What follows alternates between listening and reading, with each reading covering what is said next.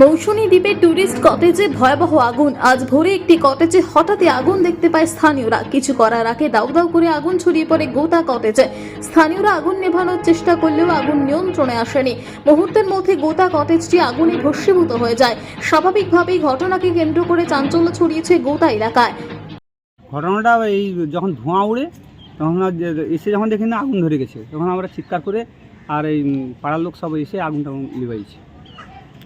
কিছু মাল বার করতে পারছে, কিছু মাল বার করতে পারছে। এসে কি দেখলেন? এসে দেখেছি আগুন জ্বলছে, প্রচণ্ডভাবে আগুন জ্বলছে। তখন আমরা করতে পারিনি, কন্ট্রোল আনতে পারিনি, তখন তো কিচ্ছু নেই এখানে। আর পাড়ার লোক তো তখন সকাল 5:30 সকাল 5:30টার সময় আগুনটা লেগেছে। আমরা যখন উঠে যখন দেখি না ধোঁয়াটা উঠছে, এসে যখন দেখি না দুধারে দরজা লাগানো আছে, আমি চিৎকার করার পরে ছেলেটাকে এসে এই দরজাটা খোলা আছে, এসে ছেলেটাকে যখন ডাকি তখন ছেলেটা ছুটে এসে আসার পরে দেখেন ওই গ্যাস সিলিন্ডারটা আমি বার করে দিয়ে আর অন্যান্য কিছু জিনিসটা বার করে দিয়েছি, আর পারিনি কিছু বার করতে।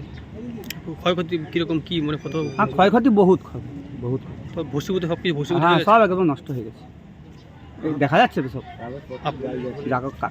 আমরা পরে দেখলাম কাগজপাতি অনেক নষ্ট হয়ে গেছে, জিনিসপত্র অনেক নষ্ট হয়ে গেছে।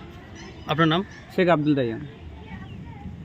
বলতে আমরা তো প্রায় সারা রাত জেগেছিলাম, প্রায় আজান টাইম মানে যেটা হচ্ছে 4:30 না 7:30 যে আজান হয় ওই টাইমটাতে আমি রিসোর্টে শুতে গেছিলাম, যেহেতু আমার লেট ছিল।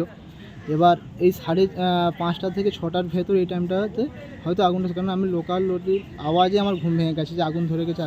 এবার আগুনটা কোথা থেকে ধরে সেটা বুঝতে পারিনি, কারণ এইটাতে 4টে রুমের আমাদের ছিল, যেটা হচ্ছে অফিস রুম, সাইডে ছিল কিচেন, ডাইনিং এবং স্টোর রুম, এবং সেখানে বিপুল সংখ্যক আমাদের জিনিসপত্র, আমাদের রিসোর্টের যাবতীয় জিনিসপত্র সবটাই ছিল এবং পুরোটাই পুরো ছাই হয়ে গেছে। ক্ষয়ক্ষতির পরিমাণ কত হতে পারে? ক্ষয়ক্ষতির পরিমাণ বলতে বলতে পারি যেখানে ফ্রিজ হোক বা আমাদের সমস্ত অফিসের যে ডকুমেন্টসের কম্পিউটার কাছ থেকে, কিচেন সাইডের সমস্ত জিনিস এবং ডাইনিং সাইডের জিনিস, সিসিটিভির কাছ থেকে হোক, এভরিথিং যে সমস্ত জিনিস, এবং স্টোর রুমে যে সমস্ত লাইট হোক বা আমাদের যে টেন্ট, গদি গাদা, সমস্ত জিনিসটাই পুরো নষ্ট হয়ে গেছে।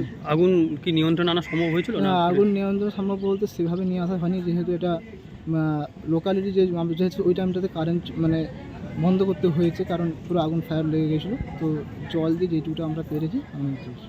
ভস্মীভূত হয়ে গেছে। নাম? সুরজিৎ দাস।